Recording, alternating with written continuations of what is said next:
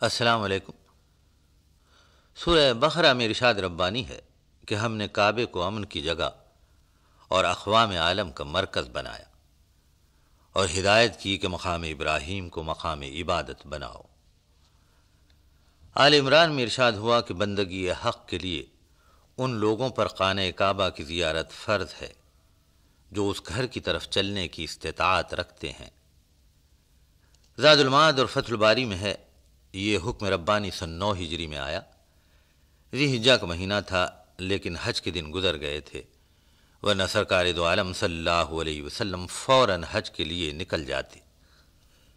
یاد رکھیے کہ حج صرف ذی حجہ کے مہینے میں ہو سکتا ہے۔ 8ویں سے 13ویں ذی حجہ تک اس کے 6 دن مقرر ہیں۔ ضرورت اور مجبوری ہو تو 8ویں سے چوتھے دن یعنی 11ویں ذی حجہ تک کے دن بھی کافی ہیں۔ البتہ یہ یاد رکھیے کہ 8ویں ذی حجہ کے بعد پھر حج کا احرام نہیں باندھا جا سکتا۔ حج کا احرام 1 شوال سے باندھا جا سکتا ہے، اس سے پہلے سے نہیں۔ عمرہ کسی وقت بھی کیا جا سکتا ہے۔ عمرے کے فرائض 3 ہیں، ایک نیت کرنا، احرام باندھنا اور لبیک کہنا، دوسرے کعبۃ اللہ کا طواف کرنا، تیسرے صفا اور مروہ کی پہاڑیوں کے درمیان دوڑنا۔ عمرے میں واجب صرف ایک ہی ہے اور وہ ہے بال کتروانا یا سر منڈانا۔ حج اور عمرے میں جب بھی بال کتروائے جائیں کم از کم چوتھائی سر کے بال 1 انچ کم کیے جائیں۔ احرام میں ایک شرعی اصطلاح ہے، اس کا ایک خاص مطلب ہے۔ یہ حج و عمرے کے مناسک میں سے ایک نہایت اہم منسک ہے۔ مطلب احرام کا یہ ہے کہ حج و عمرے کی دل سے نیت کرنا اور زبان سے تلبیہ کہنا یا ایسا عمل کرنا جو حج و عمرے کے ساتھ مخصوص ہے، جیسے قربانی کے جانور کو خاص علامت اور شعار کے ساتھ حرم کی طرف روانہ کرنا۔ چونکہ ایسا کرنے سے حج و عمرہ کرنے والے پر بعض حلال اور مباح چیزیں حرام ہو جاتی ہیں، اس لیے اسے احرام کہا جاتا ہے۔ سب کا اس پر اتفاق ہے کہ احرام حج اور عمرے کے فرائض میں سے ایک اہم اور بنیادی فرض ہے، جس کے بغیر حج اور عمرہ ہو ہی نہیں سکتا۔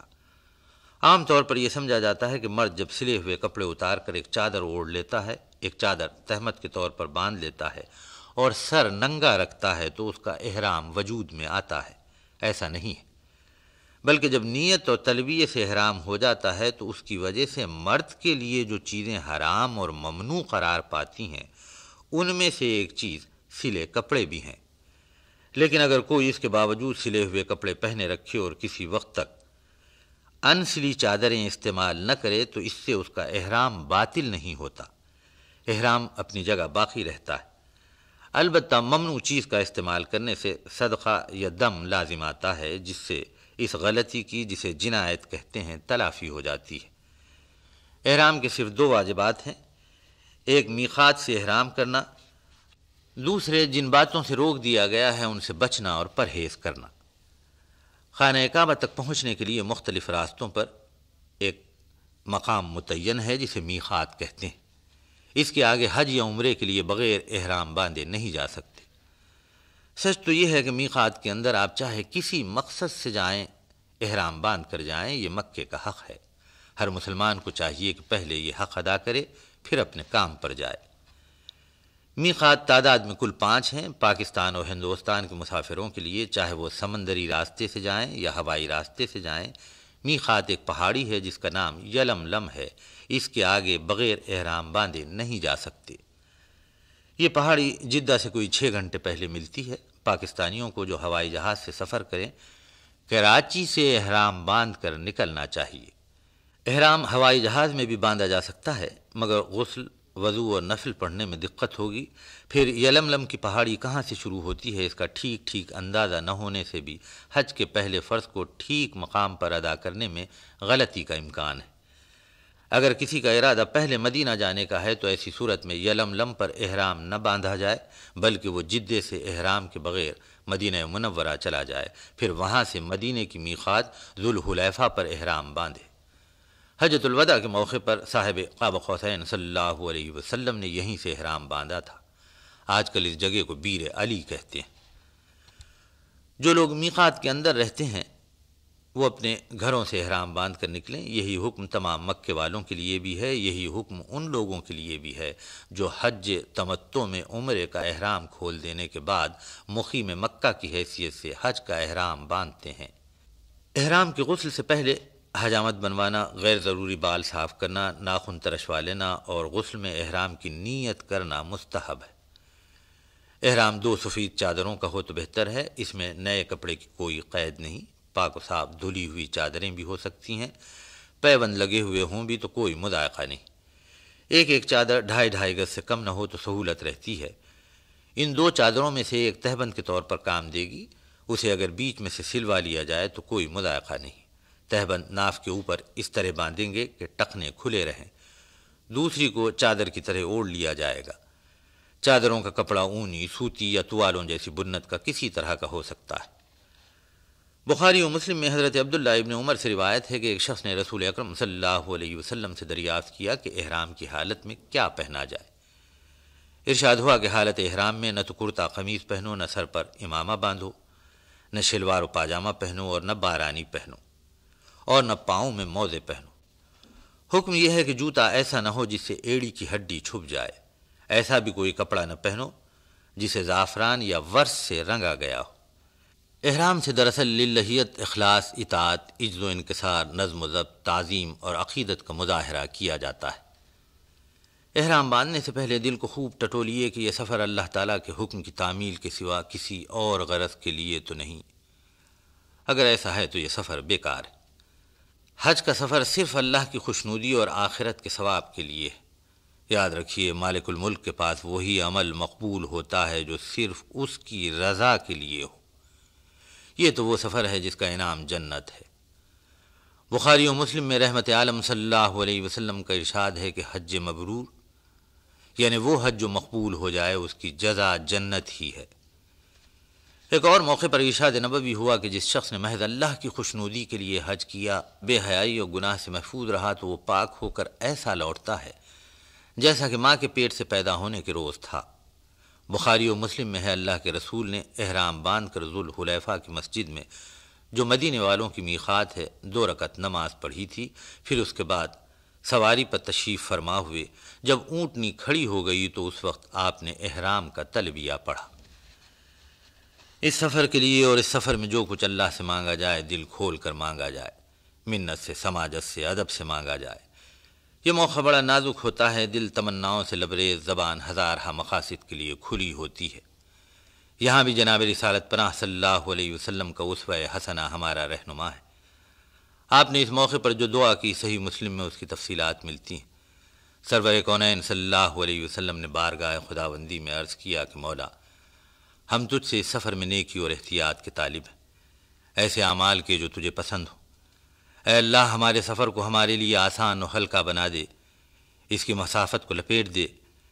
اے اللہ، تو سفر میں بھی ہمارے ساتھ ساتھ ہے اور ہمارے پیچھے ہمارے گھر کا بھی نگران اور خیال رکھنے والا ہے۔ اے اللہ، میں تجھ سے سفر کی مصیبت اور ہر ایسی چیز سے پناہ چاہتا ہوں جسے دیکھنے سے کوفت ہو یا دل میں کوئی وسوسہ پیدا ہو یا کسی اور کی محبت کا خیال آئے۔ اللہ کے رسول صلی اللہ علیہ وسلم کا ہر سفر 2 رکعت نفل سے شروع ہوتا تھا۔ یہ سنت ہر مسلمان کے لیے۔ یہ سفر تو بارگاہ الہی میں حاضری کا سفر ہے، قبلہ دین و ایمان کے طواف کا سفر ہے، اسے بھی 2 رکعت نفل سے شروع کرنا چاہیے۔ پہلی رکعت میں الحمد کے بعد قل یا ایھا الکافرون پڑھیے، دوسری میں قل ھو اللہ احد۔ یہ صورتیں یاد نہ ہوں تو جو یاد ہوں پڑھ لیں۔ نماز ختم ہو جائے تو آیت الکرسی اور لیلاف قریش پڑھیں۔ دعا مانگ کر جب گھر سے نکلنے کا وقت آئے تو انا انزلنا پڑھ کر گھر سے نکلیں، اور جب سواری میں قدم رکھیں تو بسم اللہ کہیں۔ احرام باندھنے سے پہلے ایک بات کا طے ہونا بہت ضروری ہے، وہ یہ کہ آپ کس طرح کا حج کرنا چاہتے ہیں۔ اسی کے مطابق احرام باندھ کر نیت کی جائے گی۔ حج کی نیت 3 طرح کی ہوتی ہے، یعنی حج کی 3 صورتیں۔ ایک کا نام ہے افراد، اس میں احرام صرف حج کی نیت سے باندھا جاتا ہے۔ حج ختم ہونے کے بعد بے شک وہاں کے قیام کے زمانے میں جتنی مرتبہ چاہے آدمی عمرہ کرے، ان کے لیے الگ الگ احرام باندھنا ہوگا۔ حج کی نیت دل میں بھی کی جائے اور زبان سے بھی کی جائے۔ حج کی دوسری صورت ہے قران، اس میں حج اور عمرے دونوں کا احرام ایک ساتھ باندھا جاتا ہے، چنانچہ احرام باندھتے وقت دونوں کی اکٹھی نیت کریں، پھر تا اختتام عمرہ و حج احرام نہ کھولیں۔ حضرت صلی اللہ علیہ وسلم نے حجۃ الوداع میں حج قران کی نیت کی تھی، یہی حج کی تینوں صورتوں میں افضل بھی ہے، لیکن امت کے لیے رسول اکرم صلی اللہ علیہ وسلم نے حج تمتع پسند فرمایا ہے۔ تمتع کا احرام باندھتے وقت آپ پہلے صرف عمرے کی نیت کریں گے، 8ویں ذی الحجہ سے پہلے آپ عمرے کے فرائض اور واجب ادا کر کے احرام کھول دیں گے، اور 8ویں ذی الحجہ کو حج کی نیت سے احرام باندھیں گے۔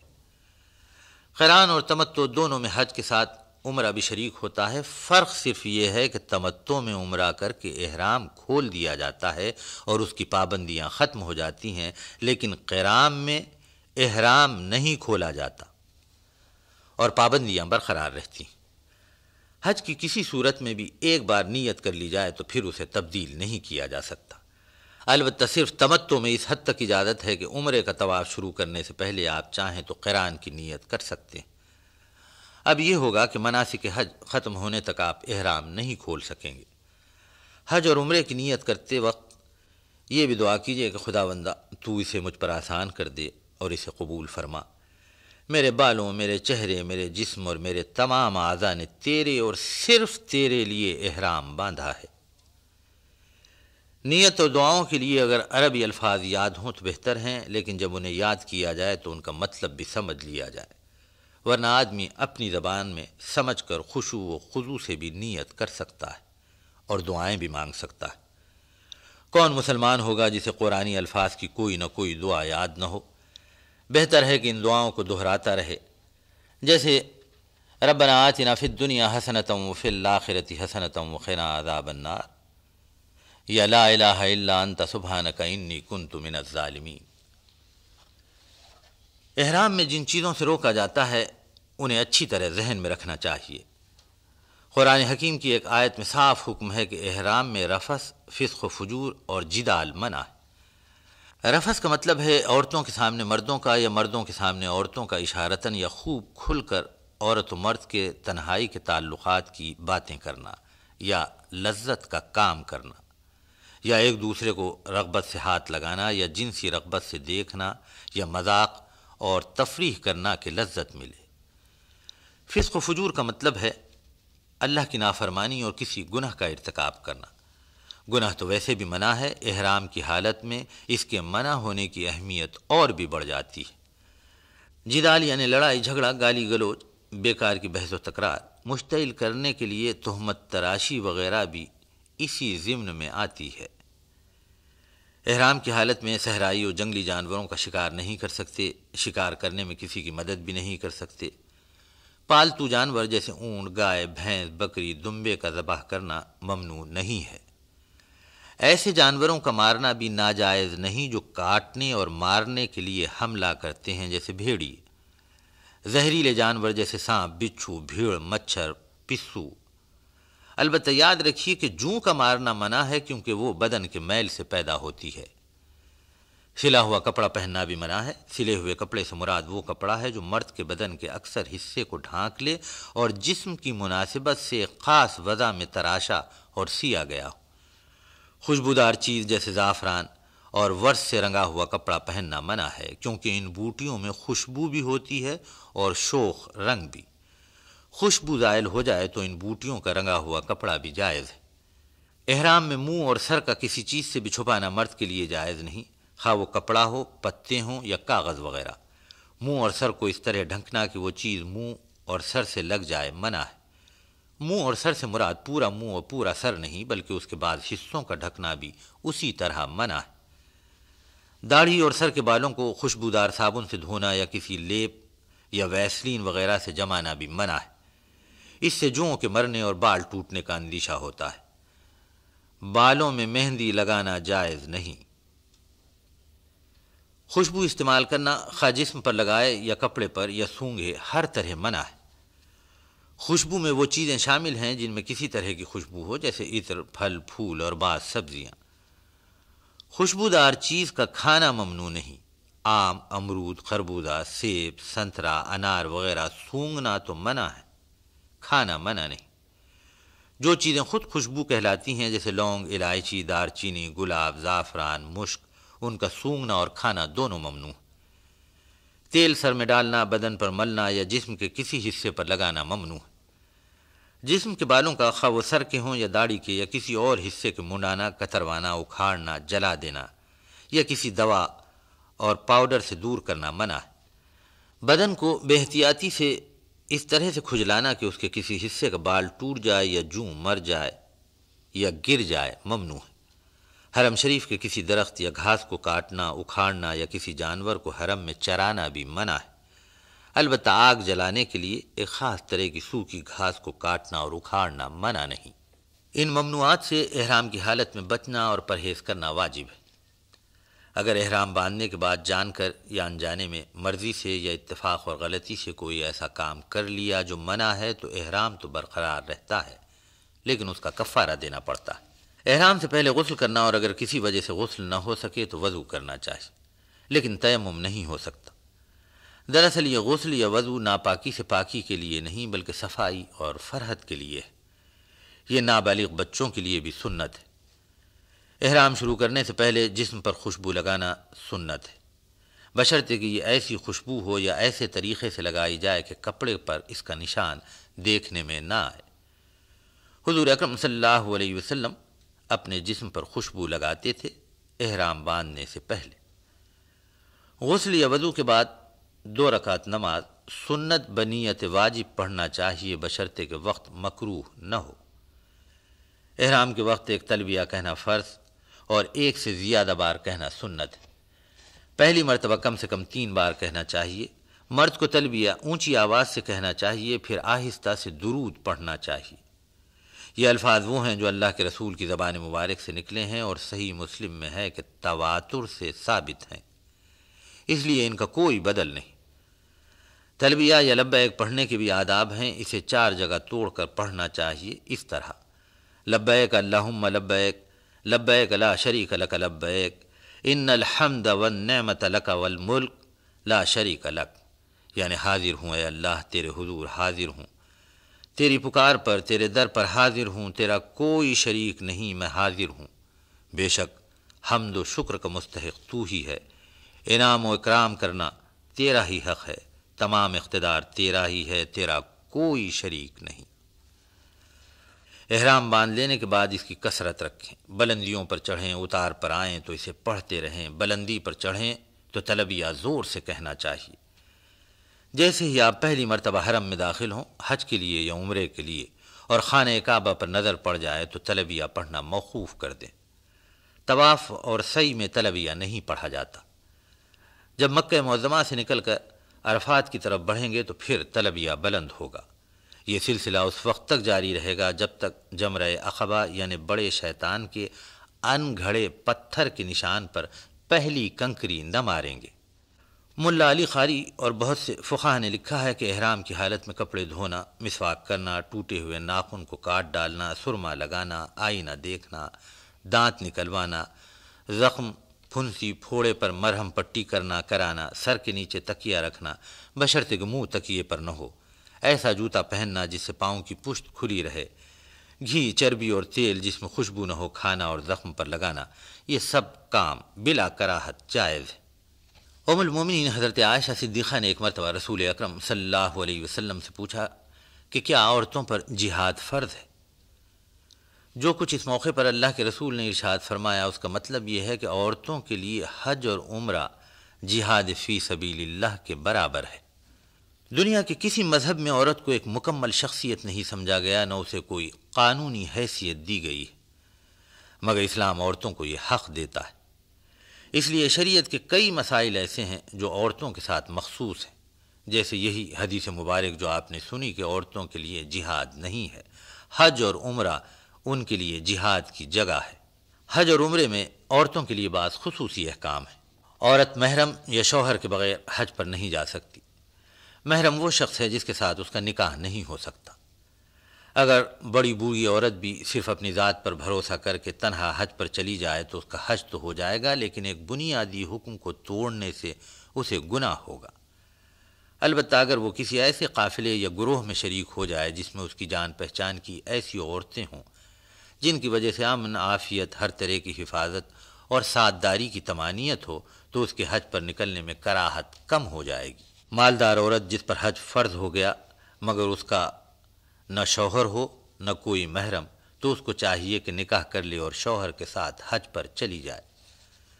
بعض فقہا کا خیال ہے کہ اس کے لیے نکاح کرنا واجب نہیں، وہ خاندان یا قبیلے کی عورتوں کے ساتھ شریک ہو جائے۔ اگر حج فرض ہو گیا ہے، محرم موجود ہے لیکن خاوند اجازت نہیں دیتا تو اسے مجبور کیا جا سکتا ہے، پھر بھی وہ نہ مانے تو عورت خاوند کی اجازت کے بغیر محرم کے ساتھ حج پر جا سکتی ہے۔ یہ حکم صرف فرض حج کے لیے، نفل حج کے لیے خاوند کی اجازت ضروری ہے۔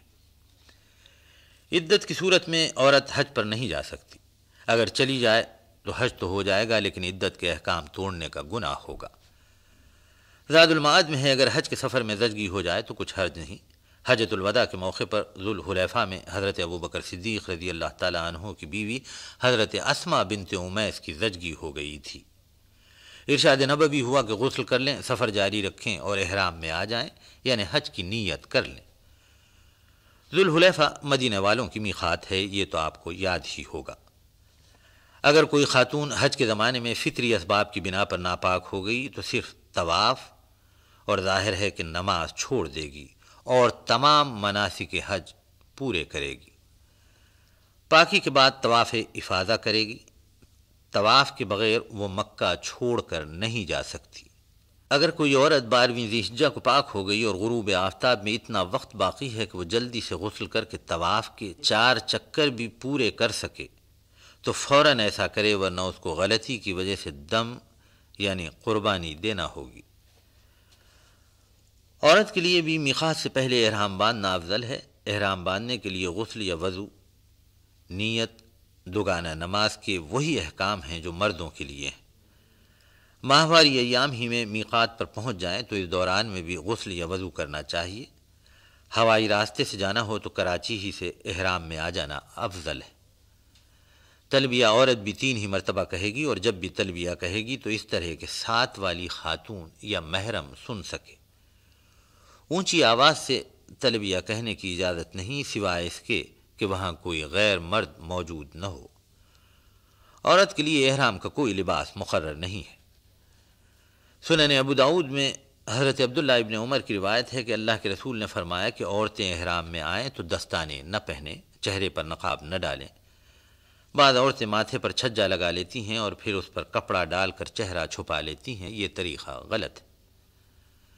پردے کا حکم اللہ تعالیٰ کی طرف سے ہے، اس موقع پر پردے سے اسی نے روکا۔ ایام حج میں بد نظری کا علاج صرف اللہ تعالیٰ کی ہیبت و جلال ہے۔ ہاں، کسی عذر سے کچھ دیر کے لیے اگر لکڑی، پنکھے یا کسی چیز سے چہرے کے آگے آڑ کر لی جائے تو کچھ مضائقہ نہیں۔ ارشاد نبوی ہوا کہ عورتیں زعفران یا ورس میں رنگا ہوا کپڑا نہ پہنیں۔ ان کے علاوہ جو رنگین کپڑے وہ چاہیں پہن سکتی ہیں، ریشمی کپڑا اور زیور بھی وہ پہن سکتی ہیں۔ شلوار، قمیض، موزے بھی پہن سکتی ہیں۔ انہیں سر ڈھانکنے کی بھی اجازت ہے، چاہے دوپٹے سے ڈھانک لیں، چاہے کوئی رومال سر پر باندھ لیں۔ رومال سر پر باندھنا لباس احرام کی علامت نہیں ہے۔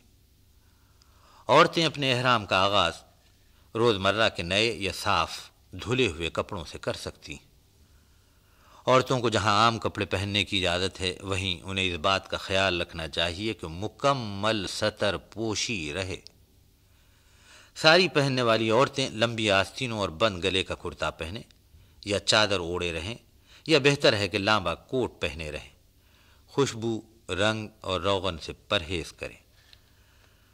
عورتوں کو حجر اسود کو بوسہ دینے یا اشارے سے بوسہ دینے کے لیے گھس پیٹ کر مردوں میں جانے کا حکم نہیں، نہ وہ طواف میں رمل کریں گی۔ شیطانوں کو کنکریاں مارتے وقت بھی وہ ہجوم سے بچ کر رہیں گی۔ اگر موقع نہ ہو تو غروب آفتاب کے بعد کنکریاں ماریں گی، جب مردوں کو کنکریاں مارنے کی اجازت نہیں ہے۔ بعض فقہا کا خیال ہے وہ اپنے محرم یا کسی نائب کے ذریعے سے بھی کنکریاں پھینکوا سکتی ہیں۔ خود کنکریاں مارنا بہتر ہے۔ عورت کی طرف سے مرد قربانی کر سکتا ہے۔ عورت کو سر منڈانا حرام ہے، وہ چوتھائی سر سے کچھ بال کاٹ دے گی۔ احرام میں جن کاموں کے کرنے سے منع کیا گیا ہے ان کا کرنا جنایت ہے، یعنی ان پر کفارہ دینا پڑتا ہے۔ ان جنایات میں بعض ایسی ہیں جن سے حج فاسد ہو جاتا ہے، بعض میں ایک قربانی واجب ہوتی ہے، بعض میں دو، بعض ایسی ہیں جن سے صرف صدقہ واجب ہوتا ہے، صدقے کی بھی مقدار کم زیادہ ہوتی ہے، بعض صورتوں میں خاص چیز کی قیمت ادا کرنی پڑتی ہے، بعض میں قضا واجب ہو جاتی ہے۔ خوشبو استعمال کرنے سے ایک قربانی دینی ہوگی، خوشبودار صابن یا تیل استعمال کرنے سے صدقہ واجب ہو جائے گا۔ ایک موقع پر سارے بدن پر خوشبو لگائی تو ایک قربانی واجب ہوگی، الگ الگ حصوں پر الگ الگ موقعوں پر خوشبو لگائی تو ہر موقع کی الگ قربانی دینا ہوگی۔ اگر ایک عضو سے کم پر معمولی خوشبو لگائی تو صدقہ فطر جتنا صدقہ دینا ہوگا۔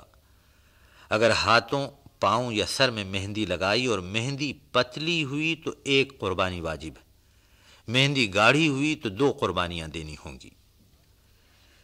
عادت اور رواج کے مطابق پورا دن یا پوری رات سلا ہوا کپڑا پہنا تو ایک قربانی لازم آئے گی۔ منہ پر نقاب ڈال لیا یا کسی اور چیز سے سر اور منہ کو ڈھک لیا تو ایک قربانی واجب ہوگی۔ مرد 1 گھنٹے سے کم سر ڈھانکے رکھے تو مٹھی بھر آٹا دینا کافی ہے۔ 1 دن یا 1 رات سے کم میں صدقہ دے۔ سر یا داڑھی کے بالوں کو کسی طرح سے کاٹا جائے، ایک قربانی واجب ہوگی۔ اسی طرح بدن کے دوسرے بال صاف کرنے پر بھی ایک قربانی ہوگی۔ ہاتھ اور پاؤں کے ناخن اگر ایک ہی موقع پر کاٹے تو ایک قربانی، الگ الگ نشستوں میں کاٹے تو 2 قربانیاں واجب ہوں گی۔ جدا جدا کر کے ایک ایک انگلی کا ناخن تراشا تو ہر ناخن کے بدلے صدقہ دے۔ دوسرے کے ناخن کاٹے یا سر مونڈا اور دونوں احرام میں تھے یا دوسرا آدمی احرام میں نہ تھا تو صرف صدقہ دینا ہوگا۔ ناپاکی کی حالت میں طواف زیارت ہو تو ایک گائے یا اونٹ کی قربانی، دوسرا کوئی طواف ہو تو ایک دمبا، بھیڑ یا بکری کی قربانی کرنا ہوگی۔ غروب آفتاب سے پہلے عرفہ کی حد سے باہر نکلنے پر ایک قربانی واجب ہوگی۔ اگر طواف زیارت کے 1 یا 2 3 چکر چھوڑ دیے تو ایک قربانی ہوگی، 3 سے زائد چکر چھوڑ دیے تو اعادہ ضروری ہے۔ رخصتی طواف سنت ہے، امام ابو حنیفہ کا خیال ہے اسے ترک کرنے پر ایک قربانی واجب ہوگی۔ ہاں اگر میقات پر جا کر عمرے کا احرام باندھے اور پھر رخصتی طواف کرائے تو کفارہ نہ دینا پڑے گا۔ کسی ایک دن کنکریاں نہ مارنا یا 7 کنکریوں کی جگہ 3 کنکریاں مارنے سے ایک قربانی واجب ہوتی ہے۔ ایک دن میں جس قدر کنکریاں مارنے کا حکم ہے ان میں آدھے سے کم نہ مار سکے تو صدقہ واجب ہوگا۔ اگر عذر سے کوئی ایسا کام کرے جسے بلا عذر کرنے پر قربانی واجب ہوتی ہے تو اس صورت میں اللہ تعالیٰ کی طرف سے چھوٹ ہے کہ چاہے تو قربانی کرے، چاہے تو صدقہ فطر کے برابر 6 مسکینوں کو صدقہ دے۔ اگر کسی غلطی پر بلا عذر کے صدقہ واجب ہوتا ہے تو عذر کی صورت میں یہ چھوٹ ہے کہ چاہے تو صدقہ دے، چاہے ہر صدقے کے بدلے روزہ رکھ لے۔ عذر سے مراد اس جگہ بخار، ناقابل برداشت سردی یا گرمی، درد، جوؤں کی تکلیف دہ حد تک کثرت، زخم اور ہر وہ چیز جس میں مشقت اور تکلیف بہت زیادہ ہو جائے، چاہے یہ عارضہ ہمیشہ رہنے والا ہو یا نہ ہو، چاہے خطرناک ہو یا نہ ہو، تو اس میں رعایت یہ ہے کہ گناہ بھی نہیں ہوتا اور کفارے میں بھی رعایت ہو جاتی ہے۔ جنایت کے معاملے میں بھول چوک، نیند، ہوش، بے ہوشی، اتفاق، بے علمی، غربت، افلاس عذر نہیں سمجھے جاتے۔ حج میں 3 صورتیں ایسی ہیں کہ نہ انہیں آپ کے سوا کوئی اور کر سکتا ہے، نہ ان کا کفارہ دیا جا سکتا ہے۔ وہ 3 باتیں ہیں: نیت احرام، 9ویں تاریخ کو زوال آفتاب کے بعد عرفہ میں ٹھہرنا، چاہے وہ تھوڑی دیر کے لیے ہی کیوں نہ ہو، عرفات سے واپسی پر طواف زیارت جسے طواف افاضہ یا طواف رکن بھی کہتے ہیں۔ ان کے علاوہ جو اعمال بھی ہیں ان میں فدیہ، کفارہ اور بعد میں نیابت بھی جائز ہے، یعنی اپنے بجائے کسی اور سے وہ عمل کرایا جا سکتا ہے۔ رمی ان اعمال میں سے ایک ہے جن میں نائب بنایا جا سکتا ہے۔ حج کرنے والوں پر 5 چیزیں واجب ہیں: مزدلفہ میں رات کو ٹھہرنا، وہاں مغرب اور عشاء کی نمازیں ملا کر پڑھنا، صفا اور مروہ کے بیچ میں دوڑنا، جمرات کو کنکریاں مارنا، سر کے بال منڈانا یا کتروانا اور رخصت کا طواف کرنا جسے طواف وداع بھی کہتے ہیں۔ حج کے واجبات ہی میں قربانی ہے، مگر یہ صرف ان کے لیے واجب ہے جو حج تمتع اور حج قران کرتے ہیں۔ کوئی شرعی معذوری ہو تو حج بدل کرایا جا سکتا ہے، بشرطے کہ آخر دم تک اس معذوری کے زائل ہونے کی کوئی صورت نظر نہ آتی ہو۔ عورت بھی حج بدل ادا کر سکتی ہے۔ ایک وقت میں ایک ہی شخص کے لیے حج بدل کر سکتا ہے۔ اگر حج بدل کرنے والا کوئی غلطی کر بیٹھے تو اس کا کفارہ وہ اپنی جیب سے ادا کرے گا۔ حج بدل کے لیے اگر کسی نے کسی کو مخصوص کر دیا تو وہی حج بدل کر سکتا ہے، دوسرا نہیں۔ حج بدل کرنے والا حج کو فاسد نہ کرے، اگر ایسا ہو گیا تو اصل شخص کے ذمے فرض باقی رہے گا۔ حج بدل کے لیے اصل شخص خود اپنی زبان سے کہے یا وصیت کر جائے تو حج بدل صحیح ہوگا۔ اگر وارث بغیر وصیت کے بھی حج بدل کر لے تو بھی صحیح ہوگا۔ جدے سے جب آپ کا قافلہ شوق جذب و سرور سے سرشار مکے کی سمت چلے تو بیت اللہ سے کوئی 12 میل ادھر راستے پر آپ کو دیوار کی شکل میں ایک نشان نظر آئے گا۔ یہ نشان حدیبیہ کے میدان میں ہے۔ یہ جگہ جہاں دیوار ہے شمیسیہ کہلاتی ہے۔ اس کے آگے آپ بڑھے تو الحمدللہ حدود حرم میں داخل ہو گئے۔ ذہن میں رکھیے کہ مکے میں داخل ہوں تو جنت المالا کی طرف سے داخل ہوں۔ یہ مکے کا قبرستان ہے اور یہیں ام المومنین حضرت خدیجۃ الکبریٰ آسودہ خاک ہے۔ شہر مکہ جیسے ہی نظر آئے دعا مانگیے کہ اے اللہ مجھے اس میں سکون و قرار عطا فرما، یہاں مجھے پاک اور طیب روزی عطا کر۔ یہ شہر تیرا شہر ہے اور یہ گھر تیرا گھر ہے، میں یہاں تیری رحمت کا طلبگار بن کر آیا ہوں۔ اطاعت تیری ہی ہوگی، عبادت تیری ہی ہوگی، تیرے ہر حکم پر میں راضی ہوں۔ میں پریشان ہو کر تیرے عذاب سے گھبرا کر تیری رحمت کا سہارا ڈھونڈ رہا ہوں، مجھے معاف کر، میرا عذر قبول فرما، مجھے جنت میں جگہ عطا فرما۔ ربنا لا تزغ قلوبنا بعد اذ ہدیتنا وہب لنا من لدنک رحمہ انک انت الوہاب۔